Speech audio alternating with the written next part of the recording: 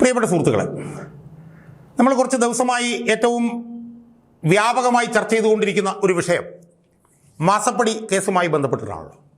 മാസപ്പടി കേസുമായി ബന്ധപ്പെട്ട് വന്ന കോടതി വിധി, ആ കോടതി വിധിക്ക് ശേഷം വിജയൻ്റെ തറവാട്ട് വീട്ടിലും വിജയൻ്റെ മരുമകൻ്റെ വീട്ടിലുമൊക്കെ നടന്ന റെയ്ഡ്, ആ റെയ്ഡിനെ തുടർന്ന് നടന്ന ED ഉദ്യോഗസ്ഥന്മാർക്കെതിരെ നടന്ന ആക്രമണം, ആ ആക്രമണത്തെ തുടർന്ന് ഈ അന്വേഷണം തടസ്സപ്പെടുത്താൻ കരിമണൽ കമ്പനി ഹൈക്കോടതി ഡിവിഷൻ ബെഞ്ചിൽ പോയപ്പോൾ ഡിവിഷൻ ബെഞ്ച് കേസ് തള്ളിയത്, അതിനുശേഷം വീണയ്ക്കെതിരെ അന്വേഷണം ഊർജിതപ്പെടുത്താൻ വേണ്ടിയിട്ട് ED നടത്തുന്ന ശ്രമങ്ങൾ, അതിനാവശ്യമായിട്ടുള്ള രേഖകൾ ആവശ്യപ്പെട്ടുകൊണ്ട് അവർ കോടതിയിൽ പോയത്, ഇതൊക്കെയായി ബന്ധപ്പെട്ടുകൊണ്ട് നമ്മൾ ഈ മാസപ്പടി കേസുമായി ബന്ധപ്പെട്ട് വ്യാപകമായിട്ടുള്ള ചർച്ചകൾ നടന്നുകൊണ്ടിരിക്കുകയാണല്ലോ.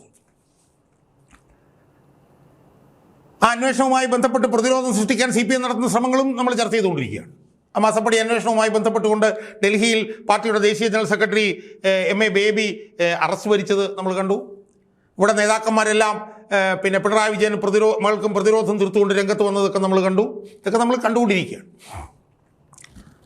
സുഹൃത്തുക്കളെ, ഇതെല്ലാം നമ്മൾ കണ്ടുകൊണ്ടിരിക്കുന്നതിനിടയിൽ ഒരാളുടെ അഭാവം നമ്മളാരും ശ്രദ്ധിക്കാതെ പോയി എന്ന്, അതെന്തുകൊണ്ടാണെന്നും അതിൻ്റെ പ്രത്യാഘാതം എന്താണെന്നും സൂചിപ്പിക്കാൻ വേണ്ടിയിട്ടാണ് ഞാനിന്ന് ഈ വീഡിയോയിലൂടെ ശ്രമിക്കാൻ പോകുന്നത്. സുഹൃത്തുക്കളെ, നമ്മൾ ആളുടെ അഭാവം നമ്മൾ ഈ തിരക്കിനിടയിൽ ശ്രദ്ധിച്ചിട്ടുണ്ടാവില്ല എന്നാണ് എൻ്റെ ഓർമ്മ, എന്നാണ് ഞാൻ വിശ്വസിക്കുന്നത്. അതാരാണെന്ന് ചോദിച്ചാൽ അയാളുടെ പേര് മുഹമ്മദ് റിയാസ് എന്നാണ്.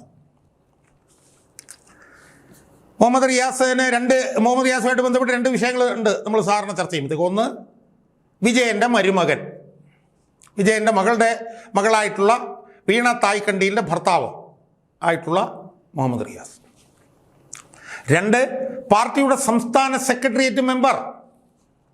പിന്നെ മൂന്നെന്ന് പറയാമെങ്കിൽ മുൻ പൊതുമരാമത്ത് ടൂറിസം വകുപ്പ് മന്ത്രി. സുഹൃത്തുക്കളെ, ഈ ചർച്ചകളെ, ഈ മാസപ്പടിയുമായി ബന്ധപ്പെട്ടുകൊണ്ട് ഈ ചർച്ചകൾ കൊടുമ്പിരി കൊള്ളുമ്പോഴെല്ലാം മുഹമ്മദ് റിയാസിനെ നമുക്കൊരിടത്തും കാണാൻ കഴിയുന്നില്ല. മുഹമ്മദ് റിയാസ് തൻ്റെ ഭാര്യയെയോ തൻ്റെ അമ്മായി അച്ഛനെയോ ന്യായീകരിച്ചുകൊണ്ട് ഏതാണ്ട് ഒരു തവണ എങ്ങാണ്ട് എപ്പോഴോ വന്ന് എന്തോ പറഞ്ഞു പോയതല്ലാതെ അയാളുടെ പൊടി പോലും നമ്മൾക്ക് കാണാൻ കഴിയുന്നില്ല. CPMൻ്റെ നേതാക്കൾ വന്ന് AK ബാലൻ ഉൾപ്പെടെയുള്ളവർ പോലും വന്ന് പിണറായി വിജയനെ മകളെ ന്യായീകരിക്കുമ്പോഴും ഈ മരുമകനും മുൻ മന്ത്രിയും പാർട്ടി സംസ്ഥാന സെക്രട്ടേറിയറ്റ് മെമ്പറുമായിട്ടുള്ള മുഹമ്മദ് റിയാസിനെ നമുക്ക് ഒരിടത്തും കാണാൻ കഴിയുന്നില്ല. അയാളുടെ പൊടി പോലും നമുക്ക് കാണാൻ കഴിയുന്നില്ല. അതുകൊണ്ട് ഞാൻ ഈ വീഡിയോയിലൂടെ എൻ്റെ പ്രേക്ഷകരോട് ചോദിക്കാൻ പോകുന്ന ചോദ്യം, മുഹമ്മദ് റിയാസ് പയ്യെ സാവധാനം തൻ്റെ ഭാര്യയായിട്ടുള്ള വീണ തായ്ക്കണ്ടിയിലിനെ തഴയുകയാണോ? തൻ്റെ സ്വന്തം വഴി തേടാൻ മുഹമ്മദ് റിയാസ് ശ്രമിക്കുകയാണോ? അതിൻ്റെ ഭാഗമാണോ ഈ നിശബ്ദത എന്നാണ് എനിക്ക് സൂചിപ്പിക്കാറുള്ളത്. അതാണ് ഞാൻ ഈ വീഡിയോയിലൂടെ എൻ്റെ പ്രേക്ഷകരോട് ചോദിക്കുന്നത്. വളരെ വസ്തുനിഷ്ഠമായിട്ടുള്ളൊരു കാര്യമായിട്ടാണ് എനിക്ക് തോന്നുന്നത്. സുഹൃത്തുക്കളെ, അങ്ങനെ ചോദിക്കാനുള്ള പ്രധാനപ്പെട്ട കാര്യം എന്താ? ഒന്ന്, പല സംശയങ്ങളാണ്. ഒന്നാമത്തെ ചോദ്യം എന്ന് പറയുന്നത്, 27-ാം തീയതി വെളുപ്പിനെ 6:15 മുതൽ വിജയൻ്റെ തിരുവനന്തപുരത്തുള്ള കൊട്ടാര സദൃശ്യമായിട്ടുള്ള വീട്ടിൽ ED റെയ്ഡ് നടത്തി. ആ റെയ്ഡ് നടത്തുന്ന സമയത്ത് അച്ഛനും മകളും മാത്രമേ അവിടെ ഉള്ളൂ, മരുമകൻ അവിടെയില്ല.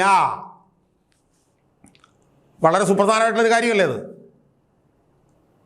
കാരണം അമ്മായിയച്ഛൻ മുഖ്യമന്ത്രിയായിരുന്ന സമയത്ത് അമ്മായിയച്ഛൻ്റെ കൂടെയായിരുന്നു മകളും മരുമകനും ക്ലിഫ് ഹൗസിൽ താമസിച്ചിരുന്നത്. എനിക്ക് തോന്നുന്നു അയാൾക്ക് സ്വന്തമായി വീടൊക്കെ ഉണ്ടായിരുന്നു, ഔദ്യോഗിക വസതിയൊക്കെ ഉണ്ടായിരുന്നെങ്കിൽ പോലും ഏറിയ കൂറും വിജയൻ്റെ കൂടെയായിരുന്നു മകളും മരുമകനും ഉണ്ടായിരുന്നു, മുഖ്യമന്ത്രിയായിരുന്നപ്പോൾ. അപ്പോൾ എല്ലാം നന്നായിരുന്ന സമയത്ത്.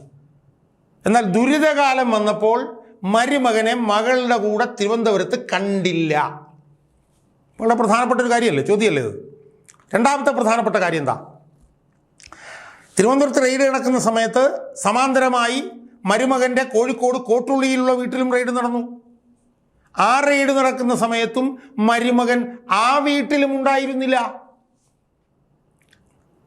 അവിടെ മരുമകൻ്റെ പ്രായമുള്ള വാപ്പയും ഉമ്മയുമാണ് ഉണ്ടായിരുന്നത്. 90, 80, 85 വയസ്സുള്ള അവർ മാത്രമേ ഉണ്ടായിരുന്നുള്ളൂ. മരുമകൻ അവിടെയും ഉണ്ടായിരുന്നില്ല. അന്വേഷിച്ചപ്പോൾ മനസ്സിലാവുന്നു മരുമകൻ ഏതോ കോഴിക്കോട് ഏതോ ഒരു മുന്തിയ ഹോട്ടലിലാണ് അപ്പോൾ ഉണ്ടായിരുന്നത് എന്നാണ്. അപ്പോൾ മരുമകൻ്റെ വീട്ടിലും അവിടെ ഉണ്ടായിരുന്നില്ല. ആ റെയ്ഡ് നടക്കുന്ന സമയത്ത് അതിനെതിരെ പ്രതിരോധവുമായി പാർട്ടിയുടെ അവിടെയുള്ള നേതാക്കന്മാരെല്ലാവരും രംഗത്ത് വന്നെങ്കിലും പാർട്ടി സംസ്ഥാന കമ്മിറ്റി അംഗമായിട്ടുള്ള ഈ മുഹമ്മദ് റിയാസിനെ ആ വീട്ടിൽ നടക്കുമ്പോൾ ആ വീട്ടിന് എൻ്റെ പുറത്ത് നടന്ന പ്രതിരോധ പ്രവർത്തനങ്ങളിലൊന്നും അയാളെ കണ്ടില്ല. അയാൾ പേടിച്ച് തൂറി ഓടി എന്നാണ് ഞാൻ മനസ്സിലാക്കുന്നത്. ആ മുദ്രാവാക്യം വിളിക്കുന്ന സമയത്തോ പ്രസംഗിക്കുന്ന സമയത്തോ ഒന്നും അയാളെ അവിടെ കണ്ടില്ല. അയാൾ എന്ത് ചെയ്തു? പേരിന് ഈ റെയ്ഡ് കഴിഞ്ഞപ്പോൾ അവിടെ വന്ന് സംഘപരിവാറിനെ എന്താ മുട്ടുമടക്കില്ല എന്നെന്തോ ഒക്കെ പറഞ്ഞ് എന്തോ ഒരു ഫേസ്ബുക്ക് പോസ്റ്റ് വിട്ട് അയാളുടെ വഴിക്ക് പോയി എന്നാണ് പറയുന്നത്. പിന്നെ അയാളെക്കുറിച്ച് കേട്ടിട്ടേയില്ല, പിന്നെ അയാളെക്കുറിച്ച് നമ്മൾ കണ്ടിട്ടുമില്ല, പിന്നെ അയാളുടെ പ്രസ്താവനയില്ല, ഫേസ്ബുക്ക് പോസ്റ്റുമില്ല, ഒന്നുമില്ല. അയാളുടെ പൊടി പോലും ഒരു സ്ഥലത്തും കാണാൻ കഴിയുന്നില്ല.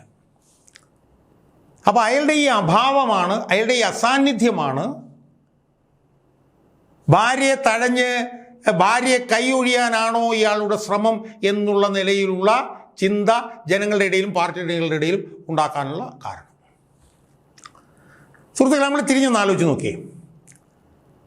ഇയാളുടെ അമ്മായി അച്ഛനായിട്ടുള്ള വിജയൻ എന്തുമാത്രം ബുദ്ധിമുട്ടിയാണ് ഒരു ബിലോ ആവറേജ് ആയിട്ടുള്ള ഈ നേതാവിനെ തൻ്റെ മരുമകനായതുകൊണ്ട് ഉയർത്തിക്കൊണ്ടുവന്നത് എന്ന്. ഇപ്പോൾ കോഴിക്കോട് കഴിവുള്ള ഇല്ലായിരുന്നിട്ടാണോ? അല്ല, തൻ്റെ മരുമകനായതിനെ തുടർന്ന് അവിടുത്തെ ഏറ്റവും ഉറച്ച സീറ്റായിട്ടുള്ള ബേപ്പൂരിൽ നിന്ന് അയാളെ ജയിപ്പിച്ചു. അയാളെ സംസ്ഥാന കമ്മിറ്റിയിലേക്ക് കൊണ്ടുവന്നു. കഴിവില്ലാത്തവരില്ലാഞ്ഞിട്ടാണോ? അല്ല, സംസ്ഥാന കമ്മിറ്റിയിലേക്ക് കൊണ്ടുവന്നു. കഴിവുള്ളവരില്ലാഞ്ഞിട്ടാണോ അയാളെ സംസ്ഥാന സെക്രട്ടറിയിലേക്ക്? ഇപ്പോൾ കോഴിക്കോട് നിന്നും കേരളത്തിൽ നിന്നും സംസ്ഥാന സെക്രട്ടറിയിലേക്ക് വരാൻ ആളുകളില്ലാഞ്ഞിട്ടാണോ? അല്ല, മരുമകനായതുകൊണ്ട് അയാളെ സംസ്ഥാന സെക്രട്ടേറിയറ്റിലേക്ക് കൊണ്ടുവന്നു.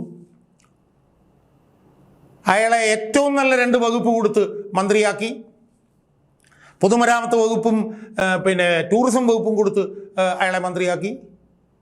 അയാളെ 5 വർഷക്കാലം ചിറകിനടിയിൽ വെച്ച് സ്വന്തം വീട്ടിൽ അയാളെ താമസിപ്പിച്ചു. കാരണം എന്തായിരുന്നു? കാരണം തൻ്റെ മകളുടെ ഭർത്താവാണ് എന്നുള്ളത് കൊണ്ടാണ്. അതുകൊണ്ട് മാത്രമാണ് അയാളെ ഉയർത്തി കൊണ്ടുവന്നത്. അയാളെ മന്ത്രിയാക്കാൻ വേണ്ടിയിട്ട് 75 വയസ്സ് കഴിഞ്ഞ് എല്ലാവരെയും ദൂരെ കളഞ്ഞു. പരിണതപ്രജ്ഞരായിട്ടുള്ള പല നേതാക്കന്മാരെ എടുത്ത് ചവിട്ടി പുറത്താക്കി. അയാളെ മന്ത്രിയാക്കാൻ വേണ്ടി 2 തവണ മത്സരിച്ചവരിൽ കൂടെയുള്ളവർ മത്സരിക്കേണ്ട എന്ന് പറഞ്ഞ് തീരുമാനം വന്നു. അത്തരത്തിൽ എന്തുമാത്രം ബുദ്ധിമുട്ടിയാണ് അമ്മായി അച്ഛനായിട്ടുള്ള പിണറായി വിജയൻ ഈ മരുമകനെ ഈ സ്ഥാനത്തേക്ക് കൊണ്ടുവന്നത്. എന്നാൽ ഇപ്പോൾ എന്താ സംഭവിക്കുന്നത്? മകൾക്ക് ദുരിതകാലമുണ്ടായപ്പോൾ മരുമകനെ കാണുന്നില്ല. മകൾക്ക് നല്ല കാലമായിരുന്നപ്പോൾ, അമ്മായി അച്ഛൻ മുഖ്യമന്ത്രി ആയിരുന്നപ്പോൾ, താൻ മന്ത്രിയായിരുന്നപ്പോൾ അയാൾ അധികാരത്തിൽ ആറാടുകയായിരുന്നു. പിണറായി വിജയൻ്റെ മകളുമായിട്ടുള്ള ബന്ധം അതിൽ അയാൾ ആസ്വദിക്കുകയായിരുന്നു.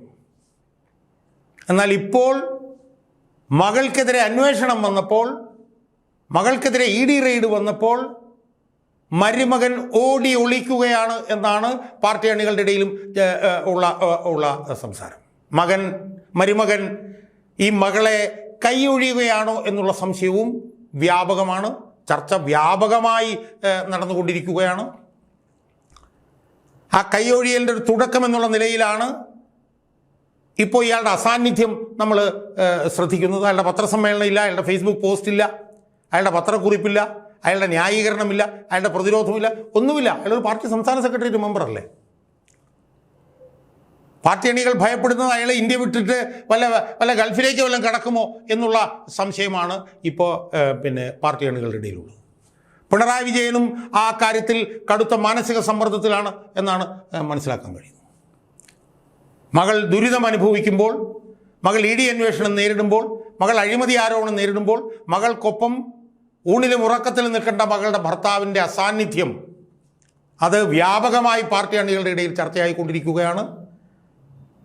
മകളെ കൈയൊഴിയുമോ മരുമകൻ എന്ന സംശയം വിജയനെ വല്ലാതെ ബാധിച്ചു കൊണ്ടിരിക്കുകയാണ്.